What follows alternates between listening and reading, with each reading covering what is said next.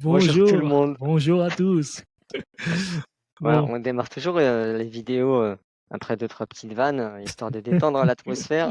c'est la bonne Mais humeur, c'est la bonne voilà, humeur. c'est ça exactement, c'est la fin de semaine. Bonjour à toi Sébastien. Ouais, Rebonjour, parce que rebonjour, ça fait déjà un moment qu'on se parle. exactement. Bonjour à tous et à toutes et à tous. Quatrième émission, ou plutôt je dirais la première non pilote de Déclic IT. C'est le premier nom qu'on a trouvé. Je pense qu'on va garder pendant un petit moment.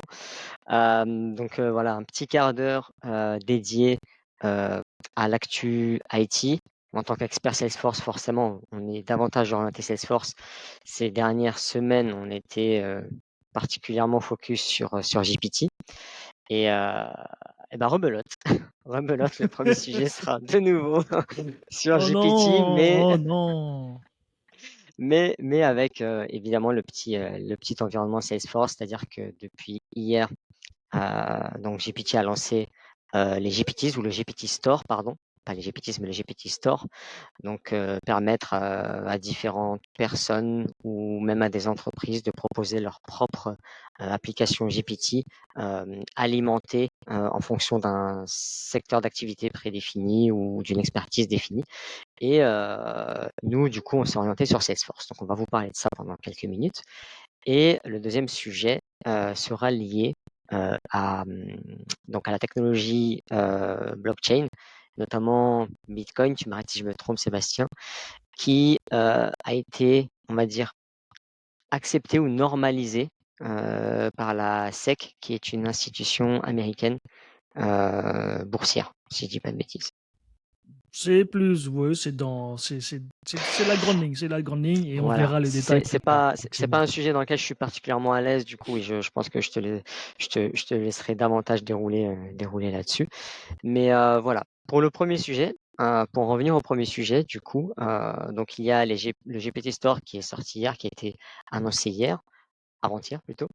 Et du coup hier, j'ai pu un peu regarder les différentes applications GPT dédiées à Salesforce, dont un qui sort du lot, qui s'appelle SFDC Sidekick, qui a la prétention, comme comme tous les GPT finalement, comme ChatGPT de base, qui a la prétention d'améliorer la productivité des utilisateurs. Donc dans l'IT généralement, la plupart des développeurs ou business analysts, je pense, même si c'est officieux ou officiel, utilisent ou ont utilisé ChatGPT au cours de leur activité professionnelle. Et là, Sidekick SFDC correspond à une application GPT qui va permettre finalement aux consultants Salesforce ou aux développeurs ou aux business analysts ou même aux testeurs de pouvoir, on va dire, être assistés par cette application-là pour leur travail au quotidien et améliorer leur productivité. Quand je dis assister, c'est potentiellement avoir des idées de configuration dans nos environnements Salesforce sur la base d'un cas d'usage. Donc ça, c'est plutôt orienté pour euh, les administrateurs ou plutôt les solution architectes. On aura apparemment de la création sur mesure de Lightning Web Component. Donc là, c'est plus orienté sur les tech leads ou sur les développeurs, la rédaction du code Apex et, euh, et la résolution de problèmes techniques. Donc ça, c'est ce que je liste là, c'est ce qui est indiqué officiellement dans l'application Ouais. SFDC Bah, Sidekick. écoute, ouais, si Maintenant, je te propose c'est pas qu'on une teste. application officielle. Ouais, je te Ouais. propose qu'on teste et justement pendant, parce qu'on a conclu la semaine dernière sur, surtout attention, n'achetez on va avoir une panoplie de GPT qui vont sortir, ne vous ruez pas sur n'importe quoi. Donc c'est exactement ce qu'on va faire maintenant. Oui. On va faire une petite démo, comment installer un GPT et on va tester celui-là. Donc Aziz, comme tu viens de paumer tes accès GPT+, eh ben, je vais m'y coller. C'est ballot. Merci. Merci à toi. Tu sauves la vidéo. Et bah, pendant que je fais le process donc d'installation, parce que moi j'ai jamais encore installé de GPT au GPT Store, tu peux continuer si tu veux la petite présentation Bien sûr. du sidekick. Parce que là, Très brièvement, ce que je pouvais dire de plus, c'est que oui, ça reste une application gratuite et je pense que là, la majorité des applications qu'on peut trouver dans GPT Store restent gratuites. Ce sont essentiellement des utilisateurs, des particuliers, pardon, qui ont l'abonnement GPT-4, qui peuvent mettre en place ces applications, au même titre que chacun d'entre nous ou chaque personne ayant un abonnement GPT-4 peut faire sa propre application et l'alimenter en documentation, en faisant des copier-coller ou en intégrant des pièces jointes, peut alimenter cette application pour qu'elle soit experte dans un domaine précis. Là, c'est le cas de SFDC Sidekick pour Salesforce. Et du coup, apparemment, donc j'avais vu la mention plus 1000 avant de l'intégrer à l'interface GPT-4. Donc ça voudrait dire qu'il y a potentiellement plus de 1000 utilisateurs ou particuliers à travers le monde qui ont déjà intégré cette application-là dans leur plateforme GPT. Donc qui sera en mesure de l'utiliser plus ou moins régulièrement. Donc voilà, ce n'est pas, comme je le disais juste avant que tu lances le partage d'écran, Sébastien, ce n'est pas une application officielle de Salesforce, évidemment. Ce n'est pas un produit officiel, ce n'est pas un service officiel de Salesforce, mais en tout cas, il prétend assister les différents consultants Salesforce sur les problèmes techniques rencontrés, sur la rédaction de code Apex, sur les Lightning Web Components, comme je l'indiquais. Maintenant, des idées de configuration Salesforce, il n'est pas précisé s'il est plus expert dans un produit Sales, par exemple, plus que sur Service Cloud ou sur Marketing Cloud. Là, pour le coup, pour le moment, moi, je n'en ai aucune idée. J'ai fait quelques tests en intégrant, par exemple, des critères des requêtes SOQL ou du code Apex volontairement dans lequel une erreur était déjà indentée à l'intérieur pour voir si c'était bien repéré, s'il y avait qu'est-ce que me proposait SFDC Sidekick. Ça me paraît OK pour le moment, mais comme dans toute utilisation comme dans tout prompt que l'on intègre dans GPT, il faut nécessairement passer derrière et ne pas bêtement copier-coller les différentes suggestions de GPT. Parce que non seulement ça peut se voir concrètement qu'il n'y a pas eu de réflexion derrière et qu'on n'a procédé qu'à un copier-coller, bête et méchant.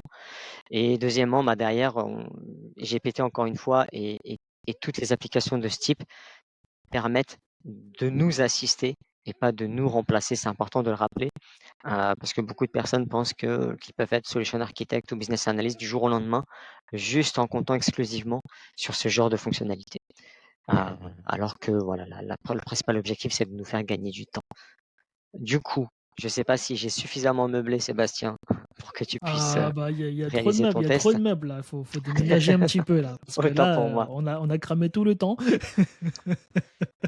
Ouais, je regardais pas à l'écran, en fait, j'étais un peu ailleurs.